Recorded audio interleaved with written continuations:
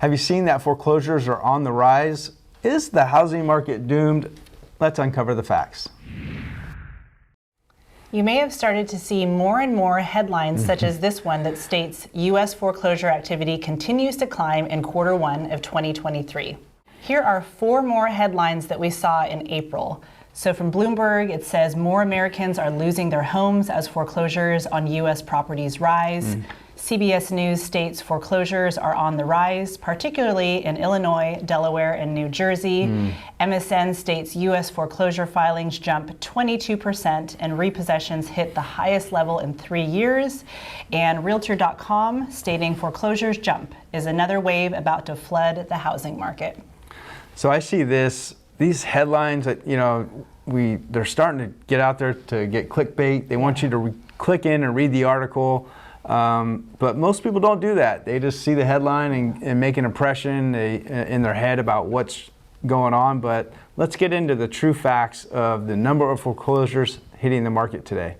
We have a chart of U.S. properties with foreclosure filings over the last 5 years. So going back to 2017 to 2022.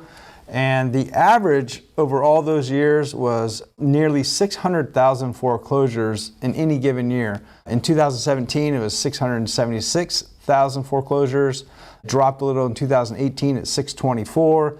2019 was 493,000, and then COVID hit. During the COVID years, there was the foreclosure moratorium, so there was very, very little the amount of foreclosures in those years.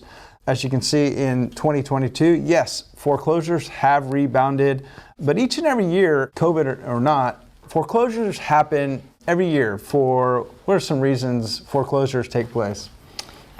Divorce, loss of employment. Yep. Those are 2 big ones Those I are can think of. the 2 big ones. Sometimes death and passing away and that sort of thing. But the point is foreclosures happen every single year, and as we can see, we're short on average here at the end of 2022. While they are rising, they are not near the averages that we saw in 2017, 18, and 19. So all those headlines were intended to capture your attention, and they likely did. As you mentioned, many people just don't even dig into the articles. Yeah. They just make assumptions. This slide here says they did not look at this image. So this is an 18-year time frame of U.S. properties with foreclosure filings. Obviously, we all know what that big spike is during the mortgage meltdown years 7, 8, 9, 10. But if you look over the grand scheme of things, this lengthy period of time and where we're at currently, because it comes to current, it's really not that shocking as they make it out to be. Yeah. All right, let's dive into some of the more specific activity, foreclosure activity that's happened in the first quarter of 2023. And right off the bat here it says a total of 95,712 U.S. properties with foreclosure filings during the first quarter. Now, the next bullet point down is a total of 65,000 U.S. properties started the foreclosure process in Q1 of 2023. So there's 95,000 foreclosures currently taking place and an additional 65,000 filings or lenders who have started the process. And what that means basically is, here in the state of California, is a notice of default has been filed with the individual county that the home is located in. And the notice of default's filed, which means 90 days have to pass before the lender can file the foreclosure filing. But many of those notice of defaults don't get all the way to the end to an actual foreclosure, specifically in our market because of what reasons that we have. We have lots of homeowners have a ton of equity in their homes. I think they're more likely to sell the home before it gets to foreclosure. I would think people would want to capture, $20,000, $30,000, $40,000 and more in equity rather than lose it to a foreclosure.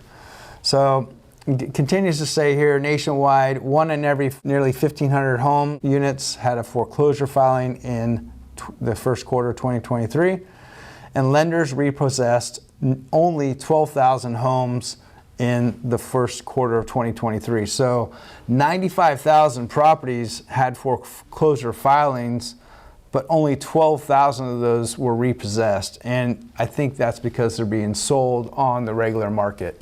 So we have a quote here from Claire at Realtor.com. She says, "There's no reason to panic, at least not yet. Foreclosure filings began ticking up in late 2021 after the federal foreclosure moratorium ended. The moratorium was enacted in the early days of COVID-19 when millions of Americans lost their jobs to prevent a tsunami of homeowners losing their properties."